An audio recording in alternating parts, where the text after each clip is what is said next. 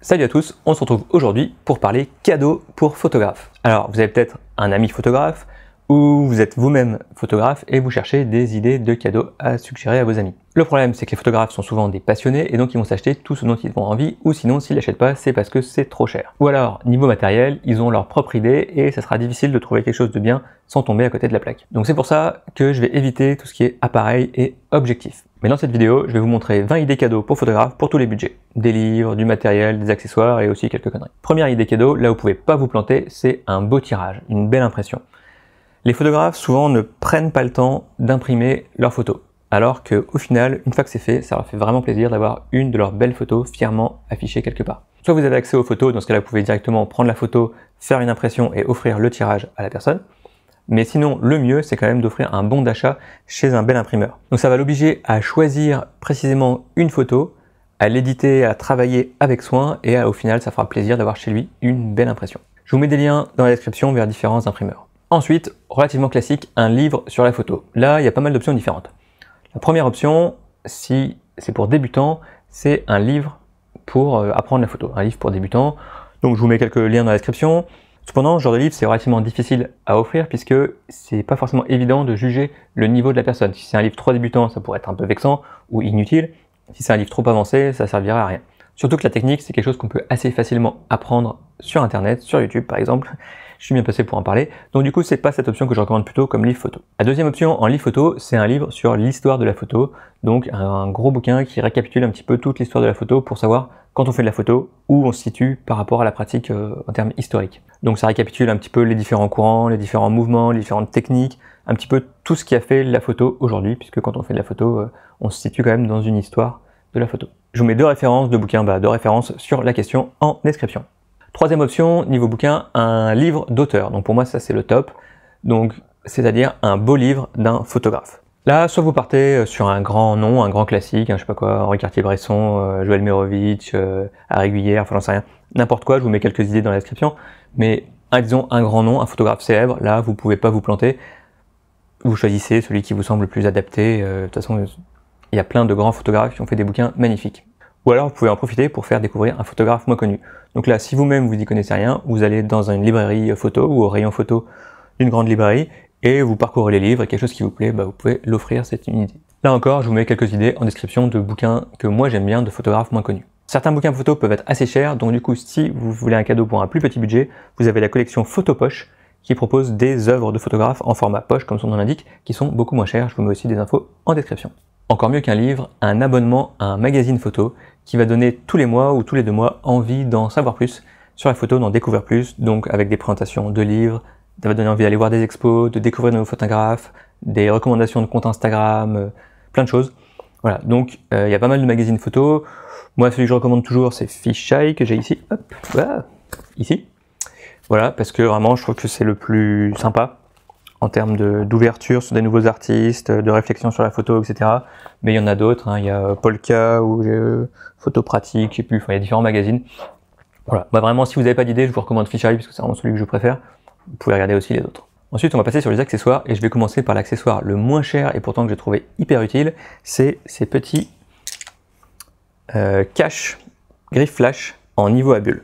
Donc c'est le coup classique, la griffe pour flash est protégée par un petit bout de plastique. On l'enlève, on met le flash, on fait des photos au flash, on enlève le flash et on a perdu le bout de plastique pour remettre.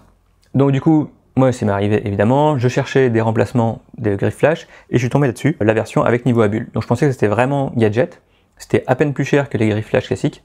Donc j'ai acheté en me disant bon ça sera un petit bonus et en fait j'étais étonné de l'utilité du truc. C'est franchement bien précis, c'est hyper rapide, donc comme ça quand on est en train de faire des photos au niveau, on ajuste et on regarde. Et ça permet, si on n'a pas besoin d'une précision absolue, d'aller à mon sens encore plus vite que le niveau à bulle intégré à l'appareil photo. Donc vraiment en 1 seconde, hop, on voit comment on est positionné. C'est vendu par paquet, généralement de 8, 10, 12, parce que comme les porte-griffes flash, ça se perd assez facilement. Un autre accessoire vraiment cool auquel on ne pense pas forcément, c'est le Ultimate Lens Hood. Donc c'est ceci, un espèce de cône en silicone qui sert à prendre des photos derrière une vitre. Ça s'installe comme ça sur l'objectif, ensuite on colle ça à une vitre et on prend des photos. Ça coûte entre 15 pour les plus petits et 30 € pour les plus gros. Et franchement, c'est pratique dans pas mal de situations. Moi, je le prends toujours en voyage, puisqu'on se retrouve toujours à un moment où on va devoir shooter à travers une vitre, on va devoir shooter dans une vitrine, ce genre de choses. C'est vraiment très utile, ça réduit quasiment tous les reflets, ça permet d'avoir des photos beaucoup plus intéressantes. Donc il y a 4 tailles disponibles, ça c'est la plus grande, mais il y a aussi une version moyenne, une version petite et une version pour objectif de smartphone carrément. C'est aussi pratique pour faire des timelapses si jamais il y a de la pluie, dans ce cas là on se met derrière une vitre et comme ça l'appareil photo est protégé. Un bon lecteur de carte SD, alors voilà, ça peut paraître un peu con, mais souvent les photographes qui sont photographes depuis un moment ont gardé leur vieux lecteur de carte SD et donc ne bénéficient pas de tout le potentiel, de toute la vitesse des nouvelles cartes. Donc c'est pas très grave, mais c'est quand même pratique d'avoir un lecteur de carte SD qui permet de transférer rapidement les fichiers, donc qui respecte toutes les dernières normes, USB 3, UHS 2, voilà, c'est plus rapide, et donc c'est quand même un confort de pouvoir transférer plus vite ses photos, de pouvoir lire directement les vidéos sur la carte SD ou ce genre de choses. Donc c'est un cadeau qui est vraiment utile, parce que quand on rentre chez soi, on a fait plein de photos, on a la carte SD qui est pleine de photos, on rentre, on a envie de les voir rapidement, de pouvoir les mettre sur ordinateur rapidement, etc. Avec un lecteur plus rapide, c'est plus confortable. En plus, ça peut servir de backup, c'est-à-dire que si on a un problème avec le lecteur de carte SD, ce qui m'est arrivé assez souvent, moi finalement, c'est toujours bien d'avoir le deuxième lecteur de secours. Dans le même genre d'idée, le cadeau qui sert toujours, c'est des bonnes cartes mémoire, des bonnes cartes SD le plus souvent. Parfois, on est photographe depuis longtemps et donc on se trimballe des vieilles cartes SD, on n'a pas forcément envie de rechanger toutes ces cartes SD, alors qu'on pourrait bénéficier de meilleures performances sur des cartes plus récentes, donc plus grosses, plus performantes, c'est toujours utile. J'ai fait une vidéo sur comment choisir une carte SD, je vous mets le lien en fiche où je récapitule les différentes normes et finalement comment choisir une carte SD aujourd'hui. Mais un cadeau qui peut aussi toujours être utile, c'est les cartes SD résistantes. C'était les Sony TOF aujourd'hui, qui proposent des petites cartes SD qui sont censées être beaucoup plus résistantes à l'eau, à l'humidité, au choc, etc. Et c'est un cadeau vraiment, à mon sens, utile. Petit gadget sympa, les protections souples pour objectif. Donc c'est des petites protections qui font 2 en 1. D'abord, ça remplace les bouchons pour objectif, donc ça se met sur l'objectif et ça permet de protéger l'objectif de la poussière, et d'autre part, ça fait une petite protection basique contre les chocs. C'est toujours pratique si on met son objectif dans un sac, d'avoir une protection de base. Si jamais on le fait chuter, bon pas trop non plus, hein, c'est pas non plus une grosse protection, ça permet d'avoir une protection basique et d'éviter les plus gros chocs. L'avantage, c'est que ça peut se mettre par-dessus le bouchon ou par-dessus le pare-soleil, par-dessus les filtres, etc. La marque la plus connue, c'est Covered, mais il y a aussi d'autres marques qui font ça, je vous mets des liens dans la description, comme d'hab. Un peu dans le même style, des pochettes de rangement pour objectifs. Donc là, pour le coup, c'est une vraie protection, c'est des genres de boîtes comme ça. Hop, ça s'ouvre comme ça, et à l'intérieur, il y a l'objectif. Pour le coup, ça offre une très bonne protection, puisque l'objectif est vraiment rembourré dans une pochette en mousse, et ça permet de le mettre dans n'importe quel sac, même un sac qui n'est pas un sac photo. Autre avantage, si vous prenez avec un petit passant pour ceinture, c'est-à-dire ça permet de mettre à la ceinture et de faire une ceinture d'objectif pour rapidement changer d'objectif quand on est en balade par exemple. Évidemment, il faut les prendre adaptés à la taille des objectifs. Les powerbanks, donc ça c'est un cadeau qui est idéal pour ceux qui font des voyages ou des balades, c'est ce genre de choses, des batteries, grosses batteries externes qui permettent de recharger l'appareil photo ou les batteries sans avoir accès à du courant. Donc c'est idéal en voyage où on n'a pas toujours le temps ou l'opportunité de recharger son appareil photo régulièrement sur une prise de courant, ou le temps de recharger les batteries, ça permet de le recharger directement depuis une powerbank comme ça. Il y a à peu près toutes les tailles et toutes les capacités, je pense que pour que ça soit intéressant, il faut que ça puisse recharger plusieurs fois une batterie d'appareil photo. Donc moi j'ai pris celle-là, c'est une Anker PowerCore 2000 je crois, un truc comme ça. Enfin je vous mettrai le lien dans la description comme d'hab. Voilà, ça permet aussi de faire des timelapses. Moi personnellement avec celle-là, j'ai shooté 20 heures de timelapse uniquement sur batterie. Faites juste attention quand vous en achetez un que ça puisse se recharger rapidement. Donc il accepte, je crois qu'il y a différents voltages sur la norme USB, donc il accepte la norme la plus haute. Je crois que de mémoire c'est 9 volts, enfin je suis pas sûr mais un truc comme ça, et que ça puisse se recharger voilà, rapidement. Je crois que ça s'appelle Power Delivery. Parce que si effectivement ça se recharge à la vitesse d'un vieux téléphone ou d'un vieil appareil photo, il y en a pour des heures de chargement. Tandis que là, celle-là, moi je crois qu'elle se charge en 3 heures, je crois 3-4 heures, pour ensuite faire des dizaines de batteries. Dans le même esprit, un disque dur de voyage. Alors qu'est-ce que c'est un disque dur de voyage? Généralement c'est un petit disque dur, un petit SSD qui est assez solide, qui est un peu renforcé et qui a le gros avantage d'avoir un lecteur de carte SD intégré.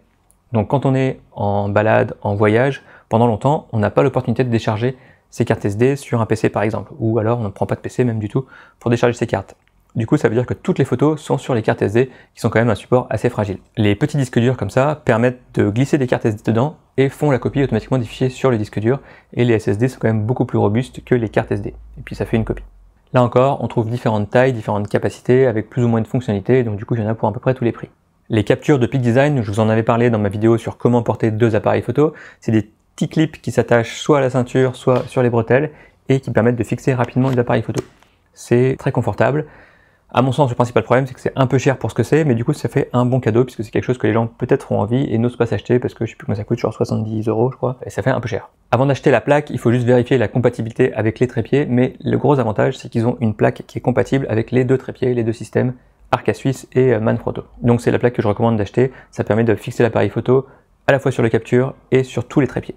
Un mini GorillaPod. Donc je suis pas méga fan des gros GorillaPod parce que je trouve qu'ils sont lourds et pas forcément adaptés à beaucoup de situations, mais les petits je trouve ça hyper pratique. Ça se glisse dans n'importe quelle poche et ça permet de fixer sans problème, soit avec un petit clip comme ça,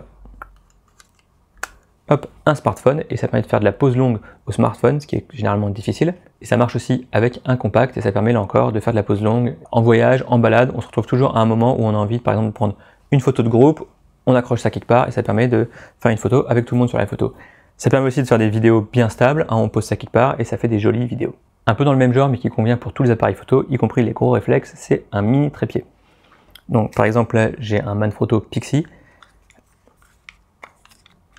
Voilà, l'avantage c'est que ça permet d'orienter et d'être bien stable sur n'importe quel appareil photo, même avec un objectif relativement gros. Donc c'est pas très haut, hein, clairement, même si on déplie les pieds. Dans cette position, ça permet quand même d'être suffisamment haut pour se dégager des principaux obstacles qu'il y a au sol. Voilà, des herbes, des rochers, etc.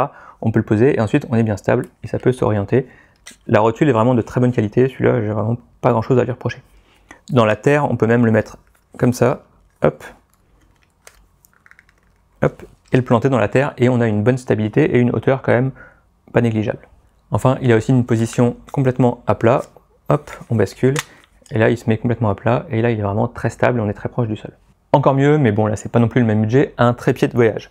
Donc là, hop, par exemple, j'ai celui-là, donc vous voyez, c'est très très compact. Ça rentre sans problème dans un sac à dos, dans une valise cabine, etc. Et pour un poids et un encombrement très réduit, ça fait quasiment tout aussi bien qu'un vrai trépied. Donc forcément, ça sera pas aussi stable qu'un gros trépied pro, mais quand même pas loin. S'il n'y a pas trop de vent, si c'est pas besoin de pause de 10 heures, ça suffira largement. Surtout que la plupart sont équipés d'un petit crochet en dessous qui permettent d'accrocher un sac à dos ou à n'importe quoi qui fait du poids pour augmenter la stabilité, ce qui compense le poids très léger.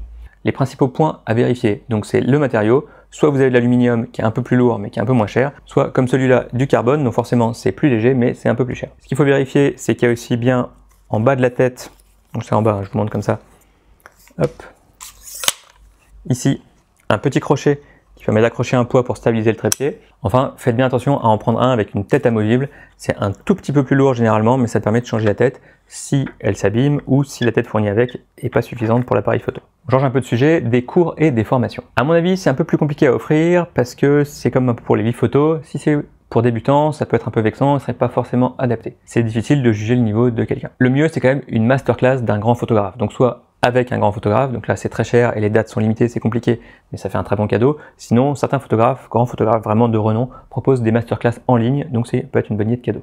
Catégorie un peu fourre-tout, les trucs que j'appelle à thème photo, donc ça peut être des t-shirts, des sweats, des bonnets, des mugs genre en forme d'objectif, tous les trucs un peu blagues pour photographe avec marqué je sais pas quoi, je shoot en RAW, genre de choses. On trouve vraiment n'importe quoi sur le thème de la photo, hein, des paillassons, des slips, des moon boots, tout ce que vous voulez. Donc moi je suis pas méga fan, je préfère un truc qui sert vraiment au quotidien pour la pratique photo, mais je vous mets quand même en description quelques idées qui sont plutôt drôles et qui sont pas trop de mauvais goût. Allez, un tout petit peu de matériel photo quand même. Si c'est quelqu'un qui est débutant et qui n'a pas de focale fixe, c'est vraiment un bon cadeau d'acheter sa première focale fixe. Il y a des focales fixes qui sont vraiment pas chères et de qualité tout à fait honorable. C'est vraiment quelque chose qui améliore vraiment la pratique photo. Sur toutes les marques, il y a des 50 mm 1.8 ou équivalents qui sont vraiment l'objectif pour débuter et pour découvrir les focales fixes. Si vous voulez vraiment faire plaisir et que le budget n'est pas un souci, vous pouvez acheter un petit appareil photo Leica compact comme ici, très sympa pour de la photo de tous les jours, photo de rue, c'est d'une excellente qualité, c'est compact, c'est un appareil photo qu'on a toujours sur soi. Voilà, ça tient dans la poche, le seul petit problème effectivement c'est le prix, je vous laisse checker ça en description bien sûr. Dans le même genre d'idée, mais nettement plus abordable, il y a les équivalents chez Fujifilm, donc des petits compacts de grande qualité avec une focale fixe. J'espère que cette liste vous aidera, je vous mets plein de liens dans la description avec plus d'infos sur tout ce dont j'ai parlé. Si vous avez des idées ou des commentaires, mettez-les dans les commentaires. Et puis n'hésitez pas à partager cette vidéo avec vos amis pour leur suggérer subtilement de vous faire des cadeaux. À bientôt et bonne photo! Surtout que la plupart sont équipés d'un petit crochet en dessous. On l'a refait pour le merde.